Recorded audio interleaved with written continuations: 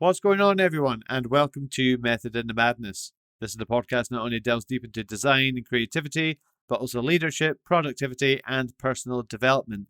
And we are back at it with episode 20 of the show. And in this episode, I get to chat with Dave Nguyen, creative director at Indeed.com. And once again, Craig Black did another stellar job. He should be on commission for the amount of intros he makes for me. But friend of the show introduced me to Dave.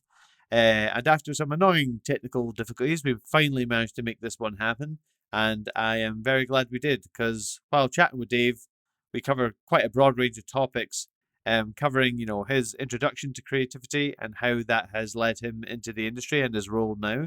We discuss what attracted him to his role at Indeed.com and what him and his team are kind of working on. He kind of teases some upcoming projects for us. We also reflect on his previous role at Pinterest as creative lead and how both Pinterest and Indeed.com kind of differ in design culture.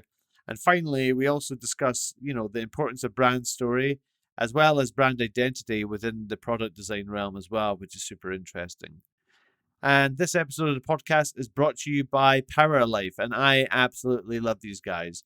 Power Life have created the world's most empowering charger to power your everyday adventures.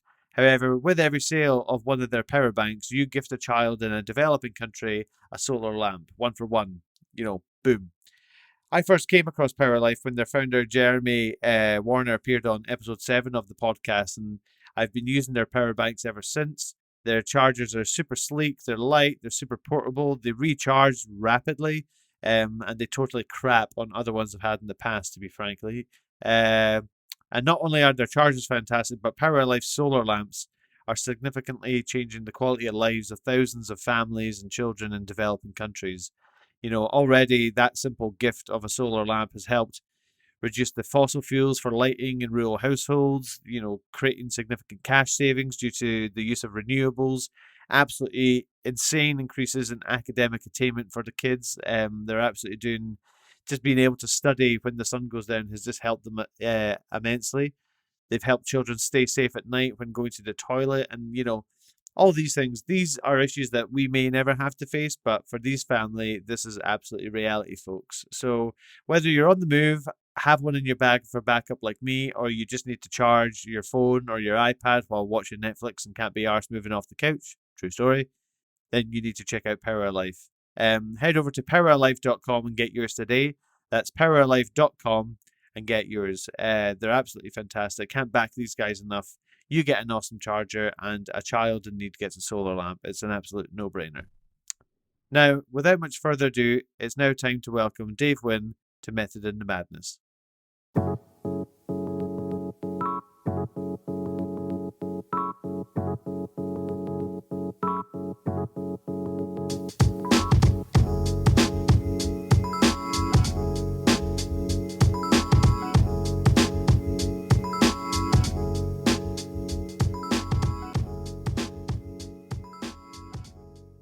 Dave, thank you very much for taking time out your day to come on the show, especially as this is attempt number, I don't know, 4 or 5 to try and kick this one off due to some unfortunate technical difficulties last week. But like a champ, you've been super flexible, so I do really appreciate it. How is San Francisco this week?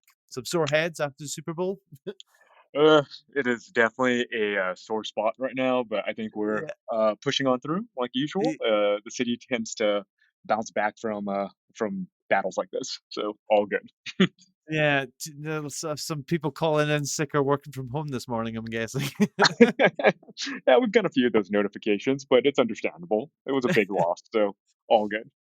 Yeah, yeah. Well, sidestepping that kind of awkward loss there, we'll move on to the good stuff. But to kick off our chat, I was just wondering, I kind of always like to kind of ask guests like a little bit their, tell us about their creative journey, how you kind of maybe first discovered your creativity or your interest in that area and how that's maybe led to where you are at Indeed.com today.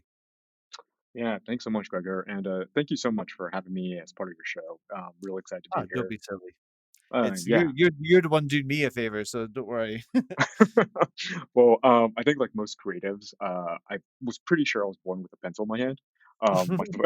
My folks still have binders and notebooks and skateboards that I drew on, which were probably the first hints that I would eventually pursue this as a career and lifestyle. I Nice. used to get in trouble all the time, like drawing over walls, couches, and pretty much anything expensive that they owned. So, um, You have no idea how many people have said that to me on this podcast. Everyone's the same, drawing on walls, wallpaper, all kinds of stuff. yeah, and I think honestly, I mean, to that, I think everyone is creative. Artists, musicians, designers, and the like are just the ones who refuse to grow up and decide to make into a living, which is pretty cool. So, I definitely think that that's a pursuit that I fall into as well. Totally. Like, I think that's we're the clever ones. We just turn a hobby into something that we get paid for. You know, you can't not like it if that's the case.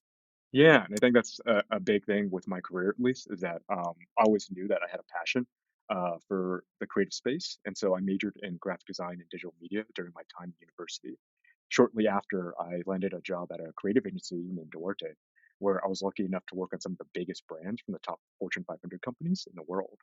And Wow. so, yeah, so as a creative consultant, I would be fortunate enough to sit across a boardroom full of these incredible leaders of various industries and discuss how design thinking could shape the way they told their story, which was pretty cool. Yeah. But yeah, Especially and I for think your first job. yeah, yeah, for Wow. yeah, and I'd say like as a creative consultant, that's definitely where my stripes. Working with just amazing, talented creative people. And as you know, agency life is a grind, but it's also where you get to learn the most and think quick Hmm. and just get to work on a variety of projects that just push you in new ways. Yeah, absolutely. How long were you working in the agency then? Yeah, I was doing agency life for about 9 years, and then eventually moved over onto in-house at Pinterest, and then after Pinterest, ended up at Indeed. Yeah, yeah, and that's where you are at the moment, where you are the creative director there, leading a team of lots of designers, as you told me kind of off air. But could you tell us a bit more about the kind of details behind your role at Indeed, like what you cover personally, and also what kind of motivated you to like join the team at Indeed as well? Yeah, so I think one of the things that I've been very fortunate with is that in my career, like I mentioned, I worked primarily with executives, and that's kind of like my core audience and client. And these are like visionaries dreaming about either the future of high-speed rail transportation through hyperloops, or to creating like a safe place on the internet for people to discover and do what they love through Yeah, pinning. And so, having that audience and knowing that part of my role would be to help lead the brand vision was part of the reason why I joined Indeed. So, my team here is called the Brand Systems team, where it's an incredibly talented mix of designers, writers, animators, and producers. And our focus is to think about how to tell that Indeed story and work with our executive leadership to bring that to life. And so, when we think about their vision and how they see Indeed moving forward, our job is to partner with product and marketing teams to unify that vision together and really think about ways to champion that for our audience. And so, what excited me about taking on this role is understanding how to hone in the best element of Indeed's current brand and tell that story through design. I don't know if you know this, but Indeed's actually been around for 15 years, which is pretty incredible. And 15. 15 years, yeah, which is pretty Oh, nuts. Yeah, that's and they, crazy. You yeah, would never and think that. Wow. Okay. yeah, yeah, not from the offset. And what's incredible about just the last 2 years alone is that it's grown exponentially to the point where we have 10,000 employees worldwide. Jesus, that Yeah, is that's a big business. Wow. And they like absolutely. like that's actually in Indeed offices around the world. Yeah. Absolutely. Yeah, we have especially design offices. We have them in Singapore, Tokyo, Hyderabad, Austin, San Francisco, Seattle, you name it. It's Oof. spread across. Yeah, which is great. Yeah, and the best Finding part about a common meeting time must be a nightmare. yeah, that part is definitely tricky, and I don't think we found the right sweet spot just yet. But one of the things I've learned about being in this culture for the last year is that it is so highly collaborative that it's really great. So no matter what time zone you're in, people find a way to make it work, which has been really cool. Yeah. I think also when you give, you'll know this yourself, we'll touch on this in a little bit, but when you kinda empower people with the autonomy to kind of work to their own schedule and use their own time, then it's because a lot of people when you tell people that you're working with people across different offices is like, how do you know that everyone's getting stuff done? It's like you trust them, like, and they get stuff done, and you'll make it work one way or another, whether it's through just Zoom calls or Google Hangouts or something. There's so many tools at our disposal make remote working or just working in different countries and collaborating across different kind of time zones so much easier these days. Oh, absolutely. And if you think about the just the access to technology we have now compared to even 10 years ago, I mean, it's just the way the future is leading into, especially with creativity. The other part of that too is being a creative person. Usually, your thinking doesn't fall into the normal 9 to 5 job. It really is whenever the idea sparks, and so you have to allow for that flexibility of Yeah, being creative, and completely. that yeah, yeah, and that sometimes means waking up in the middle of the night at 3 a.m. and just jotting down an idea. But I think that that flexibility is what allows us to be open to trying out new things, especially working with people from across the world. Yeah, like, so do you have, in particular with your brand system teams, are you managing people across all these kind of different offices? Or are they kind of more in the North America region? Yeah, so luckily, my team itself that directly reports underneath me is located here in San Francisco, Austin, and in Tokyo. But we partner across with different internal clients across the board, from Singapore Yeah. to Seattle and New York, and so on and so forth. So we do work holistically as much as possible.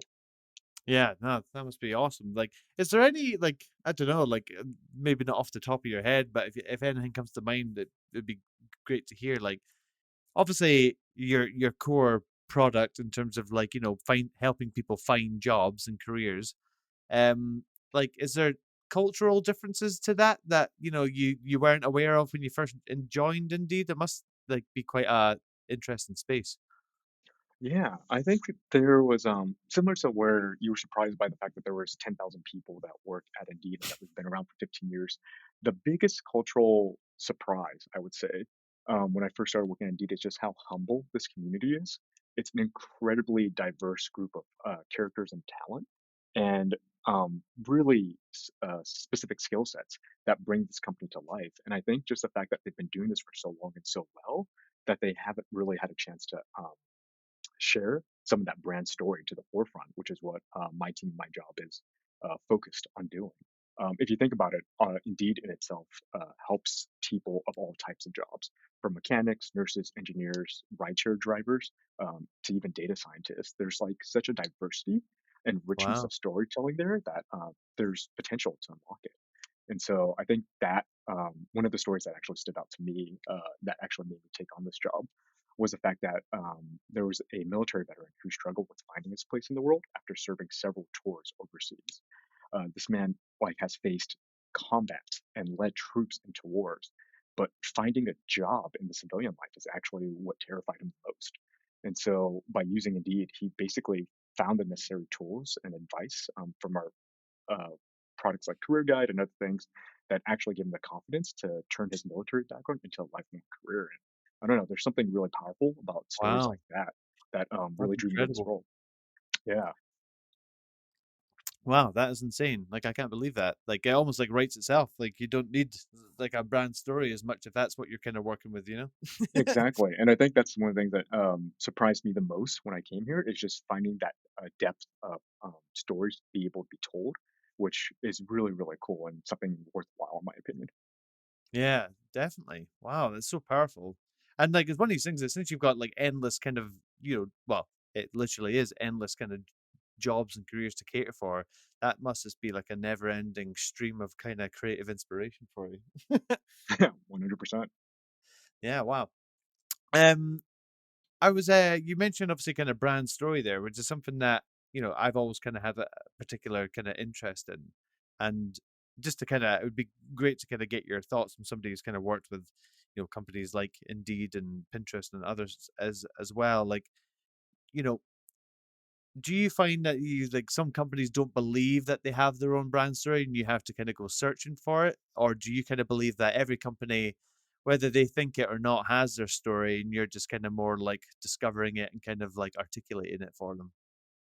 Yeah, I would say it's the latter. I think every company definitely has a brand story. It's just how do you best tell that story in a way that really connects with your users. And I think that's Mm, something that even with Indeed, it's so focused on building the book of the business this last 15 years that now, after reviewing all this great work and building this enormous global organization, how do we best tell our brand story and bring that to life?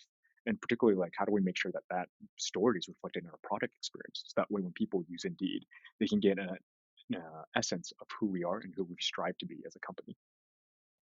Yeah, completely. Like it's like only like I would just never imagine that a company like Indeed is just so large. Like at Mhm. the face of it, I think, a lot of people probably just think it is just a job search engine, so to speak, But there obviously is so many more different facets to it, which is, the great thing about kind of, hearing these stories about companies like Indeed.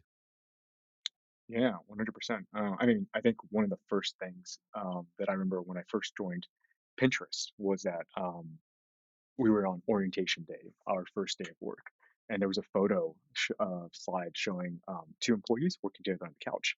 One word engineer was slapped on one of the employees, and then designer was labeled on the other. And the moderator who was talking about this during orientation said that that is our brand, these two entities coming together, engineer and design. And I personally love seeing that as part of Pinterest's cultures and just really embracing that from the beginning because that's something that the original co-founders, Ben Silverman and Evan Sharp, really reflected in their own personalities. So that culture of design and brand was already built in with the founders. So what's great about that is indeed that continues to be a strong culture as well in terms of like engineering, and that's the way they started. But now they want to incorporate brand and design into the fold, so that way we can really see how they've learned from that experience in the last 15 years, and we're really just getting started to kind of bring that to life.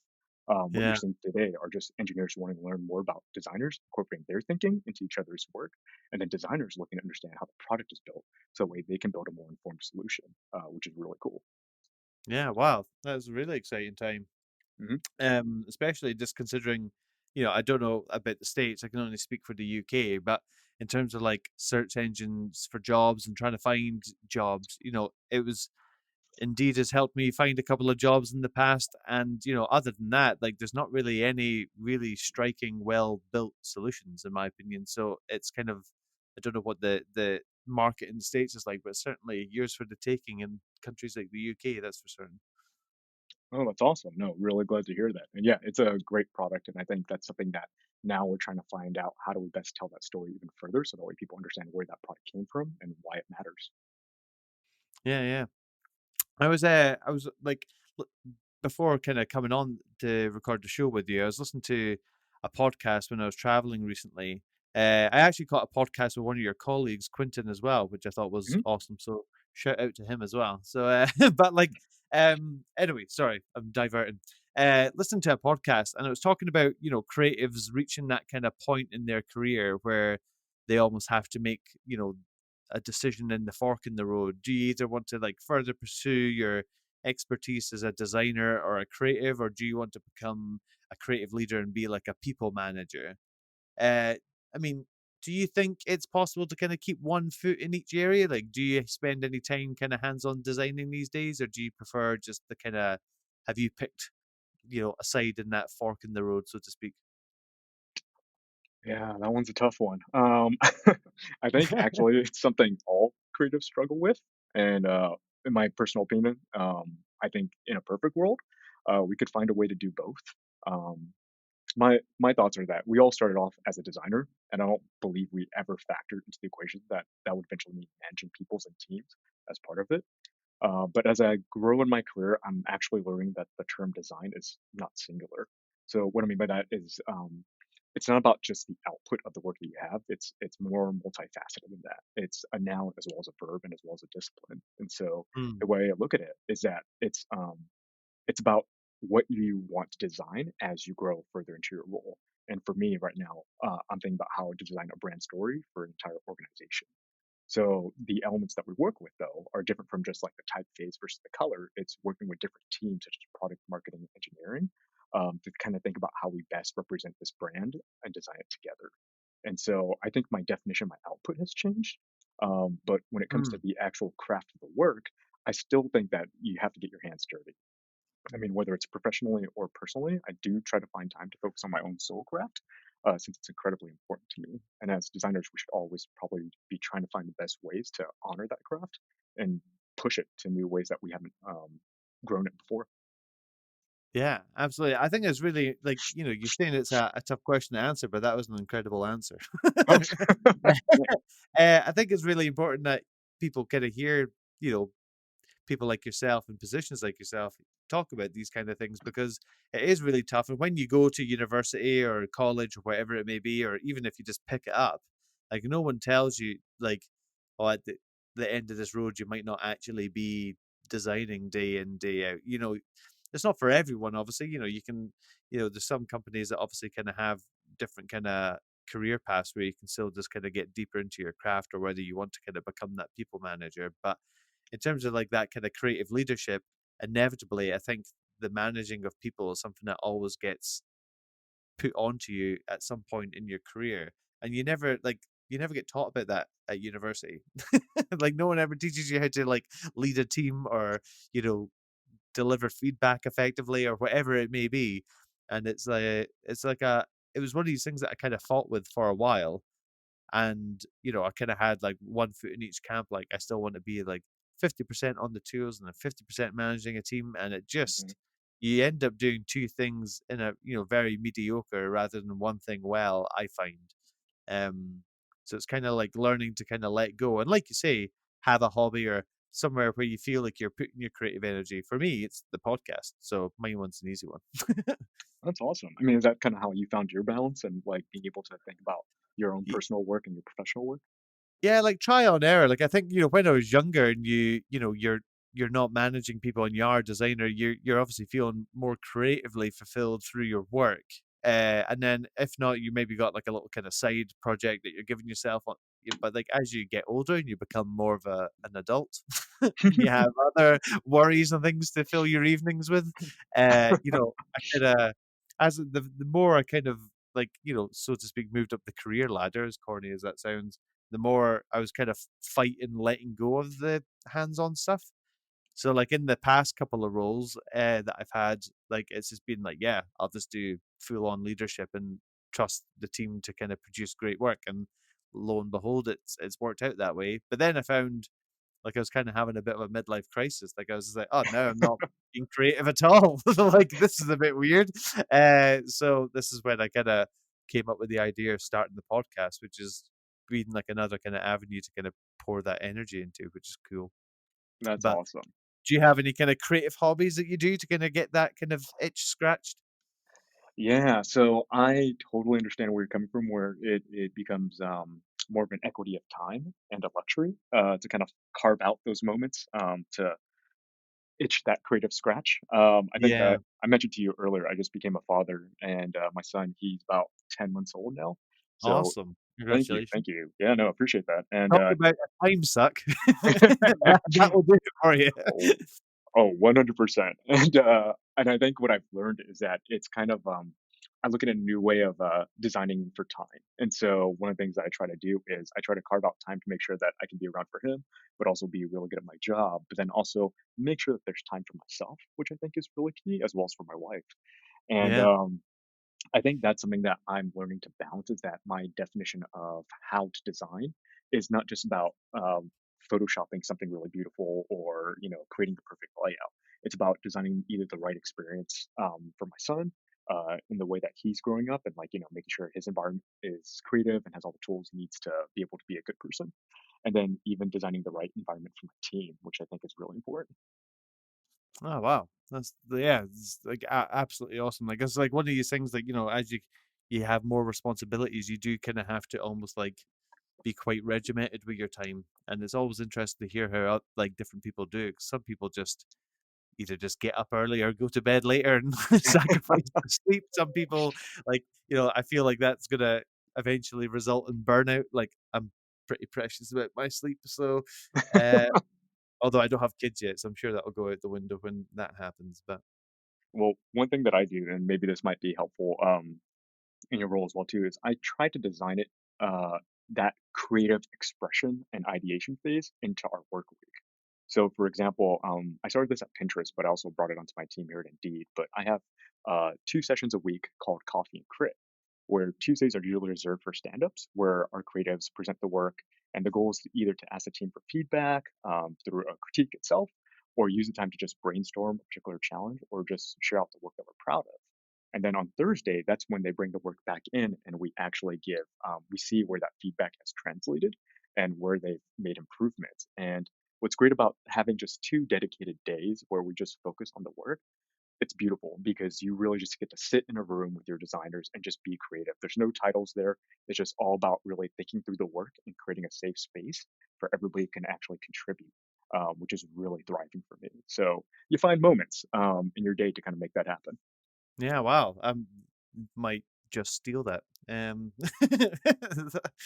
It's definitely a handy tool to Yeah, have for your team. absolutely. By all means, please.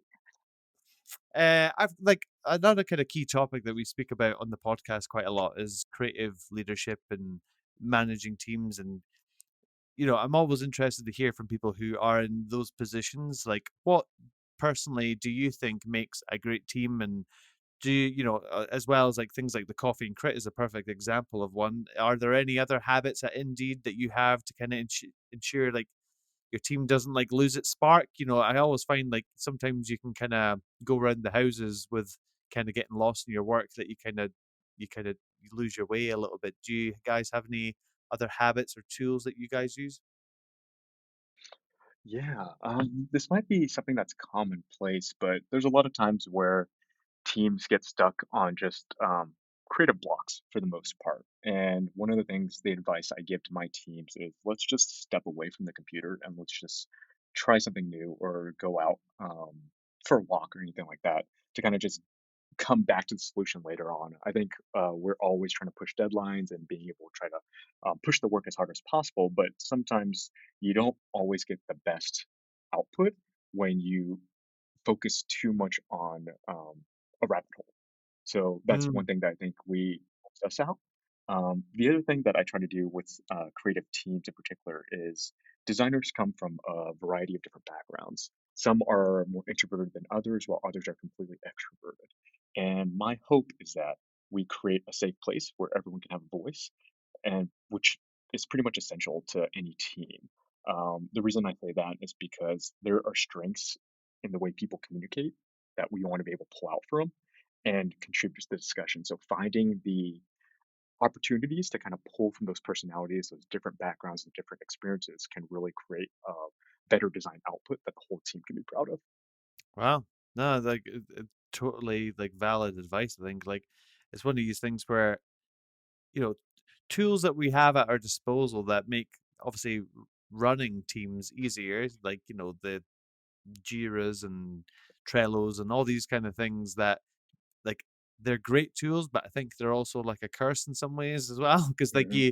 they're inherently being on a computer makes you think like you have to find a solution straight away, or it's very visible how much you maybe have on your plate, and it can sometimes be pretty overwhelming. So I'm a massive fan of just like, right, instead of trying to solve that on our Macs, let's just pull it down, let's just get a big whiteboard and a big fat marker and then try and solve it that way. And then you don't get stuck in the minutia detail of what you're trying to achieve. You're just like trying to solve the problem.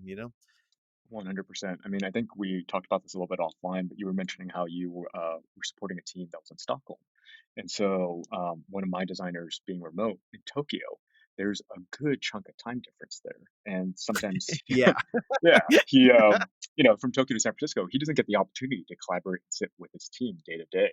And so, what we do is whenever we get stuck on some of these weekly syncs, uh, we just basically say, you know what, guys, we've talked about this for a good while. We're not going to solve it right now in the moment.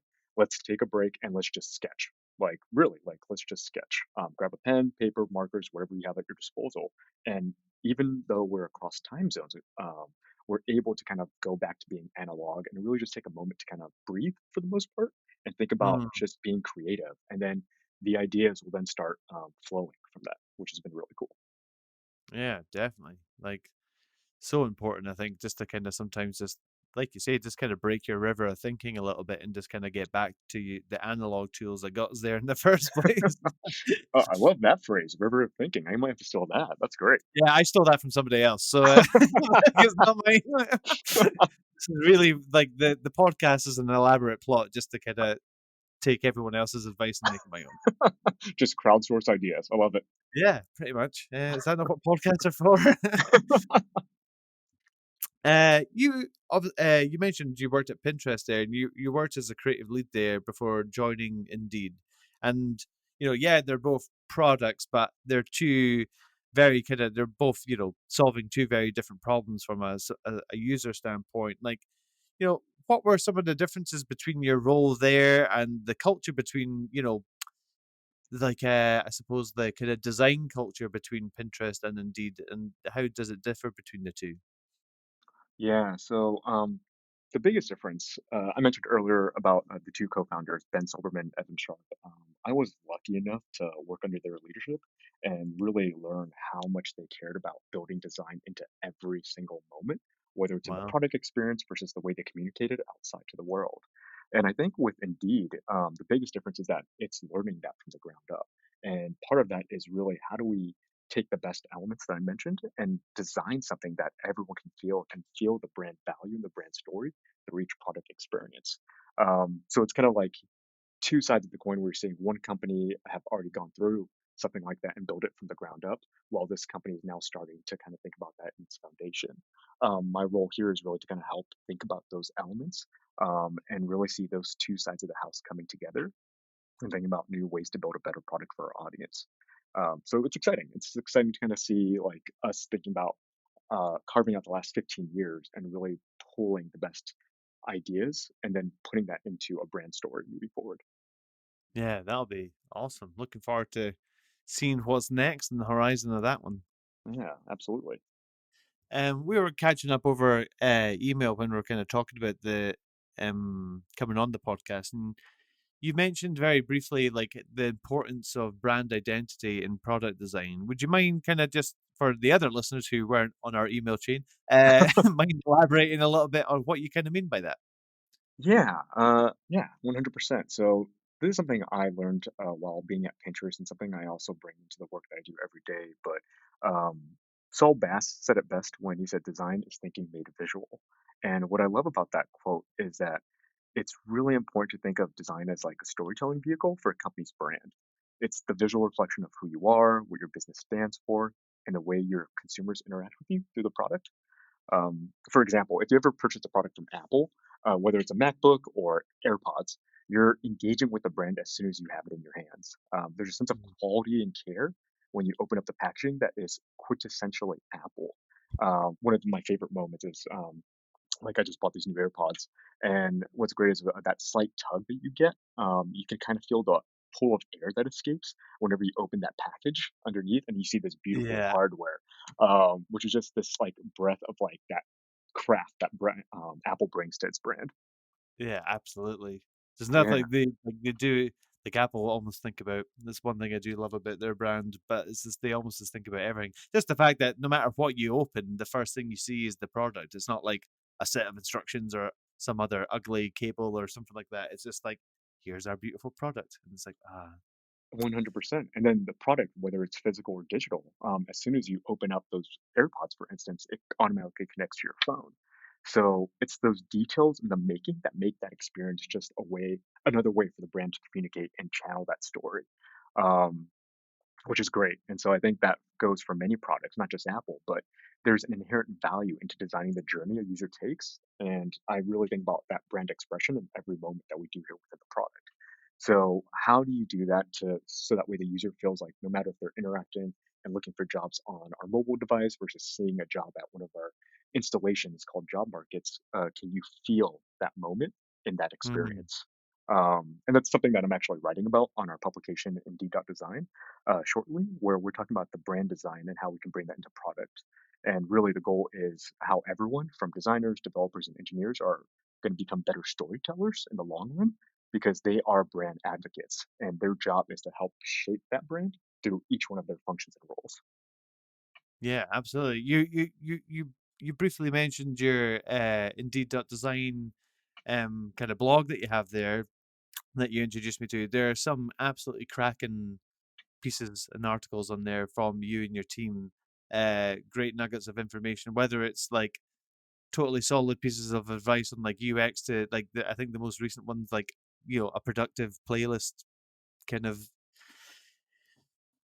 article what music makes people most productive in some ways How did like that initiative of kind of creating your own design specific blog for Indeed come around? Oh, well, thanks for the compliment. And yeah, it's something we're really, really proud of. Yeah, the way Indeed.design came around is I mentioned earlier that in the last 2 years, our teams just blew up from Austin, Singapore, Tokyo, Seattle, you name it. And there was all these designers, engineers, researchers, content specialists, and strategists coming together to kind of like create the next version of Indeed. And so when we saw all of this amazing talent, we realized there wasn't a channel or an opportunity to really share the work behind that. So what our team did was essentially create this online publication that talked about design at Indeed. And for us, design could mean anything from research to engineering to content. And so we Hmm. really want to think about how all these different disciplines are creating strong collaboration across the board to bring this next evolution. And so there were so much stories and like a wealth of individuals to pull from that we thought it'd be great just to kind of find a way to share our experience in design, provide some useful tips to anybody who's listening, and create a community so that way we could actually connect on relevant topics in the field. Yeah, no, it's definitely it's one of my I've got like a Safari group of bookmarks that's just titled Morning Reads, and it's in there. So it's always like something that's on on my radar that I'm always kind of checking out for new articles. So looking forward to kind of seeing what comes of it for sure.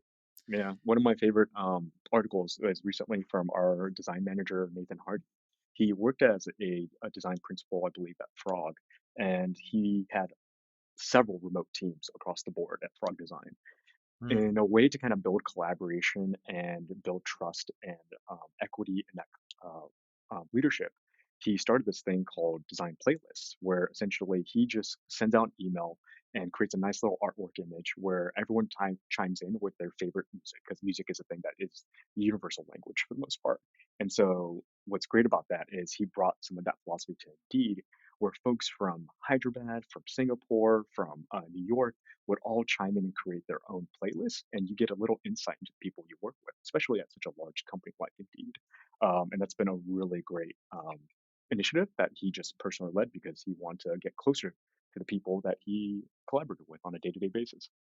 Wow, awesome! Like a good way to find new artists and stuff as well. Yeah, Like that's absolutely. one thing I'm so terrible for is I know Spotify have all these different tools to help you find new artists, but it seemed just to kind of keep going back to the ye old faithfuls. But it's only until like a colleague recommends something, you almost don't want to like waste your time listening to like a new album just in case it's rubbish. But like I need to expand my horizons. I've got a pretty diverse taste in music, so kind of open to anything. Yeah, So what's really cool is about that on Spotify, the Indeed playlist? yeah, it's on Spotify. Yeah, I think it's a private Spotify list just for the Indeed employees. I'm not too sure. Cool. Get Yeah, that published as well. Then, yeah, then absolutely. in, Indeed listens to username. But like obviously you've worked at some pretty incredible uh companies in terms of both agency and product side. Are there any particular projects or initiatives or just moments at a company that you're particularly most proud of? Yeah, this one's this one's also hard, but No worries. I'm proud of everything that I've done. I'm also my own worst critic, so there's always things I can talk about improving on. But in terms of a moment that that is always special to me was for the Hyperloop One project. So this project was Mm. essentially in 2016, and it was basically the project brainchild of Elon Musk, where he talked about building a high-speed rail that could take you from San Francisco to LA in less than 30 minutes. One of our goals working with this project was to take this incredibly visionary thought piece and make it into reality as much as possible and convince not just the public at large, but also governments and business leaders that this could be a reality. And so my team's job at the time was to build a branding and identity for Hyperloop One, which was Wow. fantastic. Yeah, it's definitely Talk one of about a brief. yeah, and I just remember, And a client like Elon Musk. Wow. yeah, and he was the person who thought up the idea, and so there was multiple clients that we had that kind of brought this to life. But it was such an innovative company, and one of the things that they had to do is they compared themselves to like the next space race because there were so many other companies that use the term hyperloop. And so Mm. what they want to do is really be a differentiator and stand apart from the rest. And so they held this incredible event out in the middle of the Mojave Desert where they want to show a testing prototype of that actual Hyperloop device. And so, as part of that, they want to unveil their new brand identity. So, our team actually worked on site in the desert to kind of actually bring this new logo, color palette, all that good stuff to life in Ah, front of an cool. audience of 250 reporters. But what was incredible was that the social media broadcast from that actually left, I believe, like 44 billion imprints, social media imprints worldwide in a Jesus. single day, which was like nuts. So we saw our logo and like all the designs for it on everything from like Engadget to CNN to Wired. So Wow. I yeah, don't so think you're gonna be topping that anytime soon. That's pretty incredible. yeah, it's gonna be a hard one to top, but it was definitely fun. A little fun fact, I'm pretty sure, do not 100% quote me on this, but I'm pretty sure students from Edinburgh University in Scotland are one project where they're developing something for the Hyperloop. Yeah, no, I So I think absolutely. they're like engineering students are challenged, and it was like a worldwide competition, and they got the funding to kind of create their prototype for it or something like that. So Oh wow, that's incredible. yeah, so hopefully Scotland get involved somehow as well. Yeah, I know it's a very ambitious technology, but I mean, I saw some of the. They also had a moment where they talked about those schools that were involved in building out hyperloops, and it's a tangible reality. So I'm hoping to see it in our lifetime quite soon. Yeah, I mean, like, more power to him. I know, like, Elon Musk is a bit. There's a kind of. I don't know if you have it in the US, but there's an expression. He's a bit like Marmite, which is Mhm.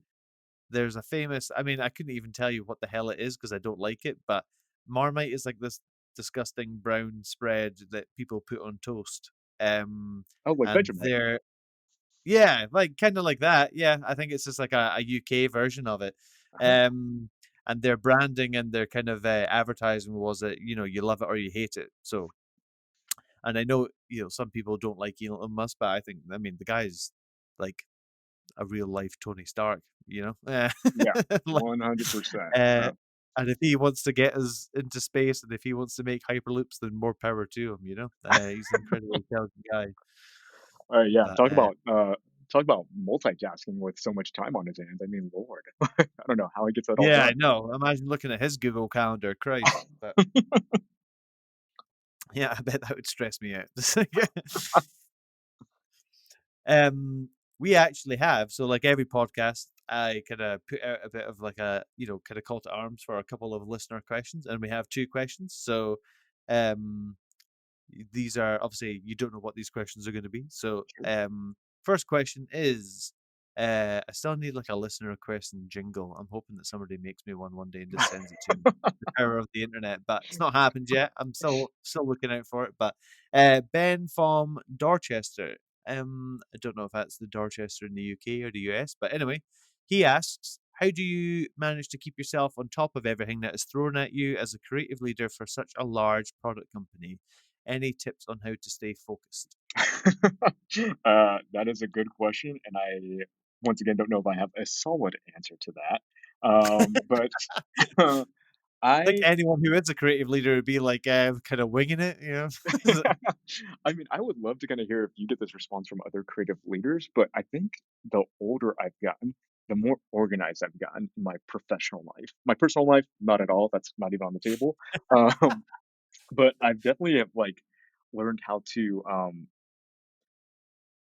manage my time better, but also like make sure that I start off the day um, with a fresh view. And the best way I can describe that is I have this zero inbox rule where I try to file away all my emails. Like at the end of Friday, they're all filed away. Like so as soon as I come in on Monday morning, I should have fresh new emails where I can look through and just put them away as much or quickly as possible. So that way I can always focus on something at hand. It's like I need that clean OCD tidiness of my desk in my You and email I would box. get on like a house on fire, Dave. Like that is exactly. I mean, I try and do that almost at the end of every day. Like I hate having things in my inbox, but yeah, Yeah. sorry.